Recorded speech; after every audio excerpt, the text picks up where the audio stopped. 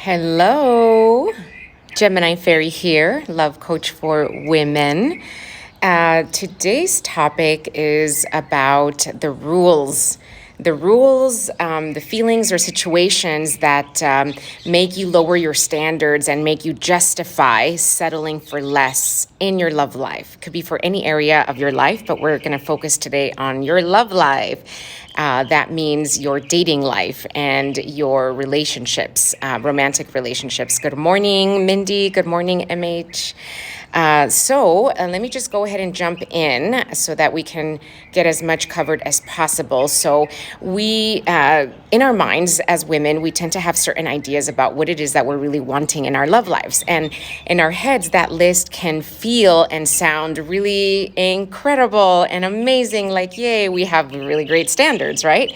But then we meet somebody and things happen, feelings and chemistry start to happen.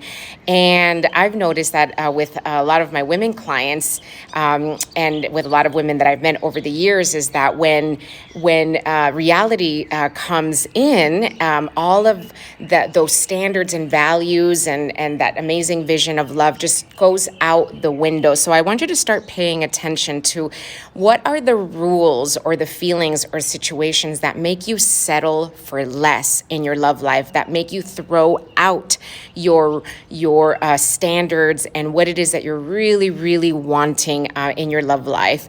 So I have a list here for you that I've seen that's really, really common that makes women totally settle for less. And it shows up as an inner dialogue, as a story that includes some kind of rules. So you might say like, okay, well, I want to be married and I want to have 3 children and I want to be with somebody who's financially stable and he has to be really good looking and really kind and all this stuff, right? But then you meet somebody and maybe for you, what makes you settle for less, what makes you throw out your standards might be sexual chemistry, right? I can't tell you how many times I heard from women who were in non-working relationships or abusive relationships, mentally, emotionally, or physically abusive relationships. I ask women like, what's your intention and your highest intention in being in that relationship, given that this and this and this and this and this isn't working, right? What is it that you're telling yourself that makes you stay in that relationship? And oftentimes I hear, oh, but the sex is so good. Oh my God, I've never had better sex in my life. And I've never had it. And I'm so scared that I'm not going to find that again. So I'm thinking, oh, so sexual chemistry is what made that woman totally abandon her standards and her values and her incredible vision of what she wants in her love life, right? For other women, when I ask them why they're in a relationship that's not working, why they're dating somebody who they're, who they feel unfulfilled by, or where there's a lot of really important things missing, is they say, oh, but I have feelings for him. And I'm like, okay, so your feelings are dictating your love life, not your standards or your values, right? So when feelings get involved, oftentimes a woman can totally throw out her standards and values. And that's kind of crazy because feelings do come and go. And, when you get in a situation and a challenge, or if you get into a disagreement with the person that you're dating, and all you have is feelings, all you have is a sexual chemistry, but you have none of the other things, or maybe you only have half of the standards and values, that you've been wanting, it's not going to go very well, right? Because you're going to resent the person, you're going to resent yourself for having to put up with so much, for having to settle, right? Here's another thing that I have seen that makes women throw out their standards and values. If a guy is very romantic and very affectionate, maybe that person, that woman didn't get a lot of love and affection in her previous relationships, or maybe that woman didn't get enough love and affection growing up. So because she's so starved for love and affection, she comes across this guy and she's like, yeah, I want this, I want the kids and the marriage and the travel and the financial stability. But then she meets a guy and maybe he can't take care of himself financially, or maybe he's not financially stable, or maybe, he does not want kids. But then she tells herself, right? A woman can tell herself, oh, but he's so sweet and he's so affectionate, and maybe maybe it's not a big deal that I don't have all those other things. So I want you to start paying attention to what it is that you tell yourself in your head that makes you lower your standards, because you got to check yourself on that. Otherwise, you're not going to be able to get the love that you want. Now, another one that goes into the category of affection and all of that is and sweetness is flowers. Like, I literally met women who said, oh, but he brings me flowers and chocolate, and he always brings me gifts, and that's so sweet, and I never met anybody so chivalrous and so gentlemanlike and so romantic, and yet he might be a total player, or he might be, really mean in other times, or he might be controlling. So start paying attention to, your inner dialogue around your dating life. Now, another one is, I'm just looking at my notes here to make sure that I cover everything. So maybe it's him being financially stable. So that actually was one of mine. So like many, many, many years ago, maybe like 12, 15 years ago, I dated somebody, and he was the first guy that I was with who was financially stable. Not just financially stable, but like financially secure. And he was like investing his money in 3-letter things that I have no idea what they were at the time, like IRAs and retirement and index funds and blah, blah, blah. And I'm like, wow, that sounds so fancy. This guy is totally going to be able to take care of me when we have babies. That's what I thought to myself. But because I was so desperately wanting a man who was financially stable at the time, about 12, 15 years ago, I overlooked a whole bunch of things. I overlooked the fact that he was totally manipulating, controlling, narcissist, but I was willing to put up with that behavior because growing up, I grew up in such extreme poverty that all I wanted was to just be like, okay, to be well off financially. So being with somebody who was financially stable became an extremely important thing, such that it blinded me to all red flags surrounding that, right? So my inner dialogue was like, around that was like, oh my God, but he's financially stable. I don't know if I'm going to ever find somebody like that, so I better stick to this one. And oh, it's not so bad. He's just having a bad day when he's really, really, really mean to me and calling me names, right? So that's how I justified that, right? And other inner dialogues that I have heard from women that cause them to abandon their standards and their values is like, oh, well, nobody's perfect. Sounds really great, right? On paper. Or, oh, everybody deserves unconditional love, right? Like, nobody's perfect. Oh, I'm going to just be compassionate. Or maybe he just needs somebody to understand him. And it all sounds really good, except that when you're using positive language or spiritual language, or woo-woo language to convince yourself that it's okay to settle for less, that it's okay to let a man mistreat you, that it's okay to abandon your standards and values, it is not okay.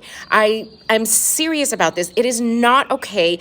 You are trying to fool yourself into being with somebody and settling for something that is only half of what you deserve, and you need to stop that, especially if you're looking for soulmate love. That is absolutely not the formula for soulmate love. You cannot be abandoning yourself and your values and your standards because you're getting 1/10 or 1/5 or only half of what it is that you're really, really wanting.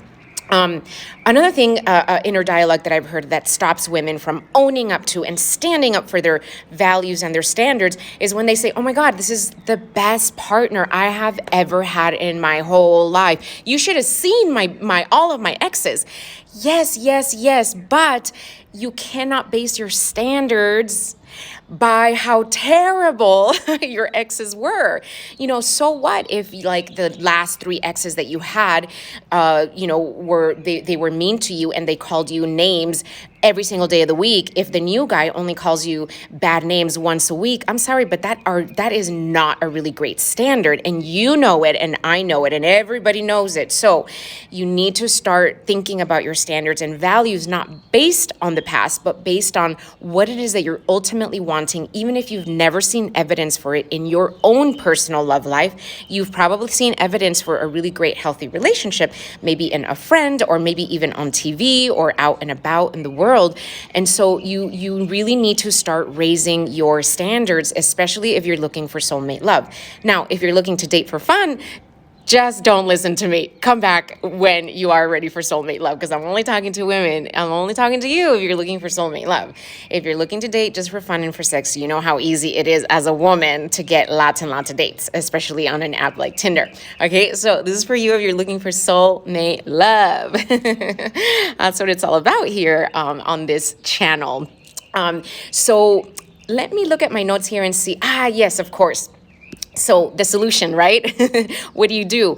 Let me tell you how women go wrong with distinguishing between their values and their standards and their preferences. So this is the root of why women settle. And this is what I cover in my new online course coming out really, really soon, which is called the GPS to Soulmate Love course. And it's all about helping you get clear on the difference between your standards and values and your deal breakers and your preferences. Now, the reason why this is so important is that if you don't know the difference, you're absolutely going to settle. In other words, just like there is a formula to attract soulmate love, there is a formula to actually reject it and repel it.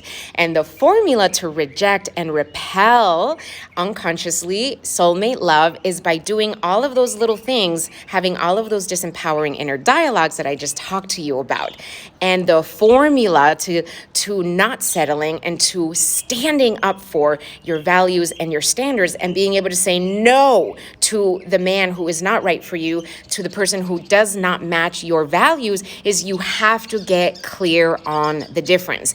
As long as you're not clear on the difference between your values and standards and your deal breakers and preferences, you're gonna keep settling. So this is a really top priority. Now, I'm gonna be teaching this GPS to soulmate love method that will absolutely change the way that you date forever until you find and attract your soulmate partner. And I'm going to be offering only two live group webinars, trainings on this method. It's going to be about a couple of hours, and it will absolutely change everything for you. And you'll be able to look back and be like, oh my God, I understand why this and this and this and this relationship didn't work.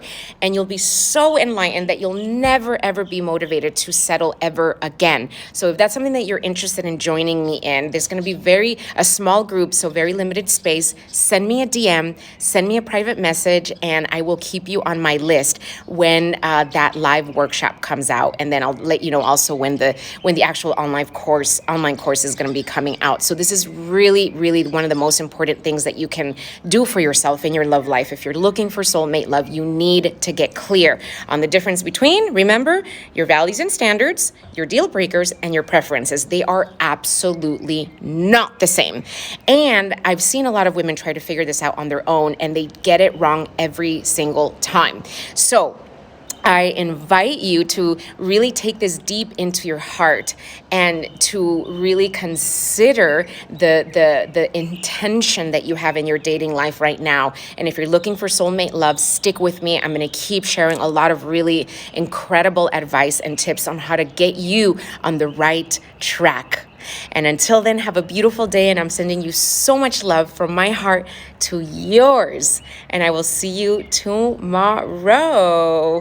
Yay! And I want to show you this amazing view. I'm in incredible Palm Springs, California, one of my favorite places on earth. All right, my loves, I will see you tomorrow.